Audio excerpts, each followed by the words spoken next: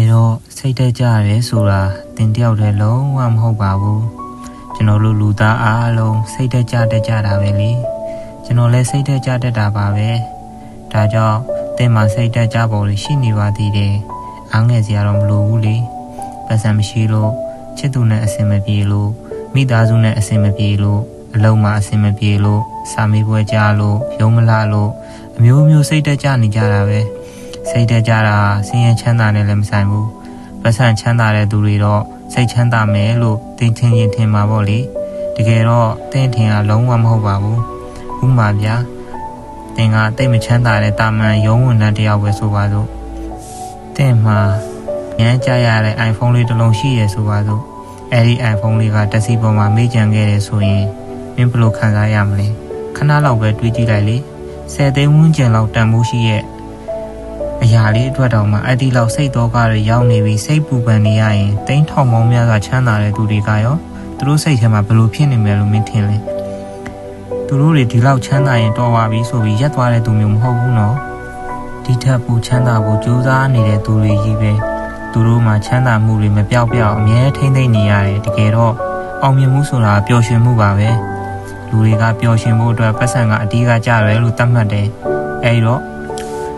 ပတ်စံကိုပျော်ရွှင်မှုဆိုတဲ့ညီမချင်းနဲ့သူတို့တွေကဘောင်ခတ်လိုက်တယ်သူတို့အိုက်ဘောင်နဲ့ပါပဲနေထိုင်ကြတယ်သူတို့ရဲ့ပျော်ရွှင်ခြင်းအစစ်မှန်ကိုသူတို့ကမရရှိကြတော့သူတို့ရဲ့ဘဝတွေကိုလောဘတွေနဲ့အနာတက်လိုက်တယ်သူတို့ရဲ့ညီမချင်းကလောဘနဲ့ပတ်စံကသူတို့ရဲ့ပျော်ရွှင်မှုဖြစ်လာတယ်ကြာလာတဲ့အခါမှာတော့ညီမချင်းရဲ့တချမ်းဘက်မှာပျော်ရွှင်မှုဆိုတာသူတို့စီမှာမရှိတော့ဘူးသူတို့စီမှာကြံခဲ့တာတော့လောဘနဲ့ပတ်စံဖြစ်သွားတယ်သူတို့ရဲ့လောဘတွေကဘာနဲ့တူလဲဆိုတော့ကြောက်တုံအကြီးကြီးတစ်လုံးကိုအရန်အမတ်တဲ့တောင်ကုန်းပေါ်မှာတွန်းတင်နေရတယ်လို့ပဲသူတို့တက်တာမြင်လာလေလေအဲဒီကြောက်တုံကြီးကိုနောက်ပြန်မကြအောင်အားဖို့ဆက်ရလေလေပဲ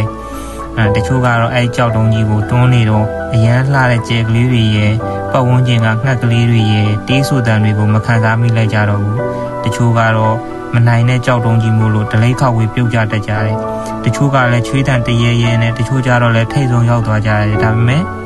သူတို့ထိတ်ဆုံးတက်ရမယ့်တောင်တွေကအများကြီးရှိမှအပေါ်ဆုံးရောက်မှသိခွင့်ရလိမ့်မယ်ပတ်စံနဲ့တတ်မှတ်ထားတဲ့အောင်မြင်မှုနောက်ကိုလိုက်ရင်နဲ့ဘဝမှာအရေးကြီးဆုံးအရာတွေကိုသူတို့ဆုံးရှုံးလိုက်ရတယ်ပတ်စံကအရေးမကြီးဘူးလားလို့မေးရင်တော့အဲ့လိုမဟုတ်ပါဘူးအရေးကြီးပါတယ်ဒါပေမဲ့ပျော်ရွှင်မှုကိုပေးစွမ်းနိုင်တဲ့တစ်ခုတည်းသောအကြောင်းရင်းကတော့မဟုတ်ဘူးသူကအစိတ်ပိုင်းတစ်ခုတည်းမပို့ပါဘူးလေတတ်မှတ်တဲ့သူပေါ်မှာတော့မူတည်မယ်ထင်ပါတယ်တင်တာပတ်စံတီတာပျော်ရွှင်မှုလို့ဆောင်ကြည့်ပေးနိုင်တဲ့အရာလို့သတ်မှတ်ရင်တော့ပတ်စံတွေရှာပြီးပြောအောင်စမ်းကြည့်နိုင်ပါတယ်ဒီလိုမှမဟုတ်ပဲပတ်စံကအရာမဟုတ်ဘူးလို့သင်ယူဆမယ်ဆိုရင်လည်းယူဆလို့ရပါတယ်စိတ်ကအရာပါပဲဥမာတင်ကြုံဘူးလားကိုမှန်ထဲမှာကြည့်တဲ့အခါတစ်ခါတလေမှချောနေတတ်တယ်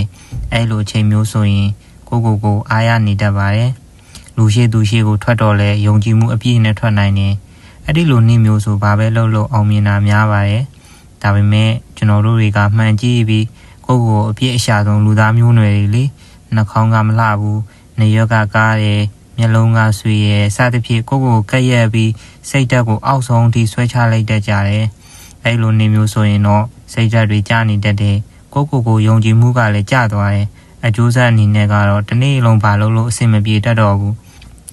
ဒီအခြေအနေကိုပြန်သုံးသပ်ကြည့်ရမယ်ဆိုရင်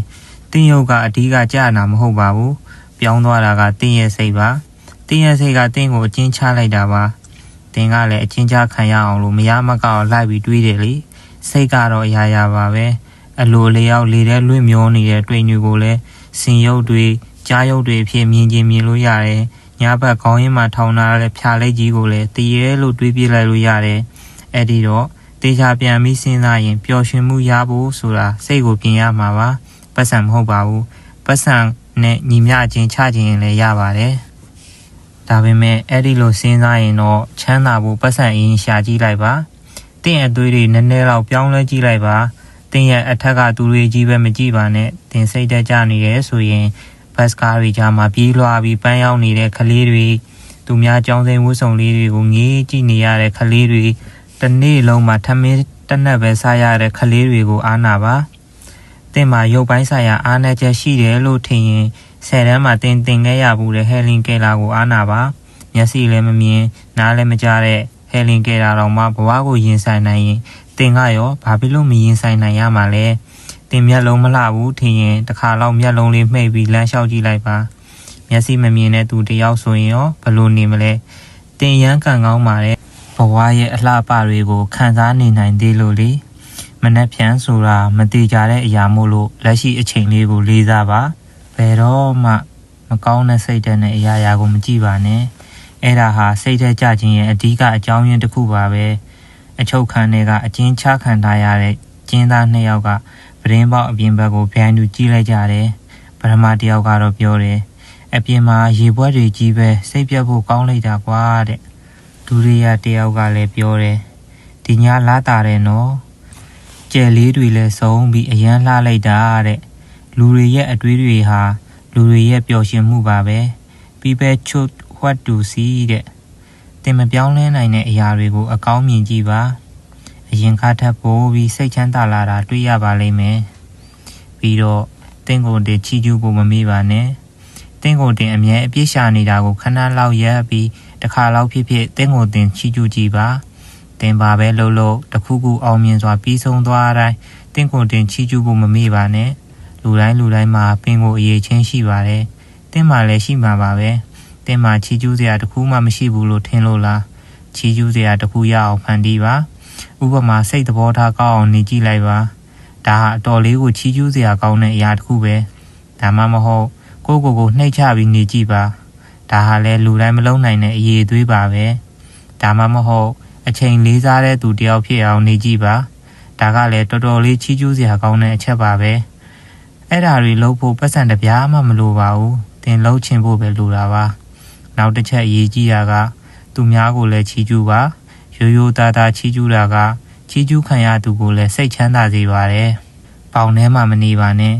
တင်းကိုတင်ပေါင်ခတ်ထားတာအရန်ဆိုးပါတယ်တခုခုကိုမလုံးနိုင်ဘူးအခက်ခဲတခုကိုမဖြတ်ကျော်နိုင်ဘူးစသဖြင့်တွေးရတာအရန်လွယ်ပါတယ်ဒါပေမဲ့အဲ့ဒီလိုတွေးရဟာဘာမှအသုံးမဝင်ပါဘူးတင်းရဲ့ကွန်ဖိုးဇုံတွေကထွက်ကြည့်ပါဥပမာတင်းကအင်္ဂလိပ်စာသင်တန်းတစ်ခုမှာ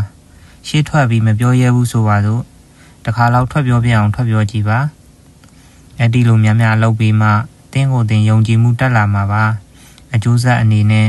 တင်းကိုတင်ချီးကျူးဖို့အရာတွေတိုးလာမှာပါတင်းကိုတင်လက်ခံပါဒီချက်ကအရေးကြီးပါတယ်တင်ကအသားမဲသည်ဖြစ်စေဆင်းရဲသည်ဖြစ်စေဝါသည်ဖြစ်စေပိန်သည်ဖြစ်စေတင်းကိုတင်လက်မခံသေးသူ၏ဖုံးကွယ်ဖို့ကြိုးစားနေသေးသူ၏မလုံခြုံမှုတွေနဲ့စိတ်ဆင်းရဲနေရအောင်မှာပါပဲလောကကြီးမှာအသားကြဖို့ဆိုတာအရင်ဆုံးကိုလက်ခံရပါတယ်တင်းကိုတင်လက်ခံသွားရင်တင်းရဲ့ရုပ်ရည်ဟာတိတိတသာကြီးကိုပြောင်းလဲသွားပါလိမ့်မယ်ယုံကြည်မှုအပြည့်နဲ့အရန်ကိုကြည့်လို့ကောင်းနေလိုက်မယ်အမေရိကန်လူမျိုးရပါတွေကိုတွေ့ဘူးမှာပေါ့အသားမဲရုပ်ကလည်းမချောတာများပါတယ်ဒါပေမဲ့ယုံကြည်မှုအပြည့်နဲ့ကြည့်ကောင်းနေတာပဲလေတင်းကိုတင်ယုံကြည်မှုဟာတင်းရဲ့ရုပ်ရည်ကိုပါအများအမြင်မှာပြောင်းလဲပြစ်နိုင်ပါတယ်ဒါကြောင့်မလို့တင်းကိုတင်လက်ခံပါယုံကြည်ပါဘောင်ထဲမှာလုံးဝမနေပါနဲ့ဘောင်အပြင်လေးကိုထွက်ကြည့်ပါအပြင်မှာကအရန်လှပါတယ်ပြီးတော့မိမိမှာရှိတဲ့အရာကိုတန်ဖိုးထားပါတချို့သူတွေကသူတို့မှာရှိတာကိုတန်ဖိုးမထားတတ်ကြဘူး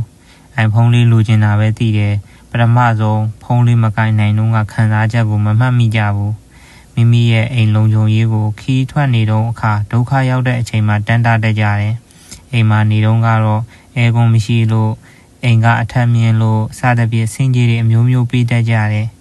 ကျမ်းမာရေးရဲ့အကျိုးကျေးဇူးကိုနေမကောင်းမှသတိရကြပါတယ်မအီမတာနဲ့နေထိုင်မကောင်းတဲ့အချိန်မှနေထိုင်ကောင်းတော့ကခံစားချက်ကိုသတိရကြတယ်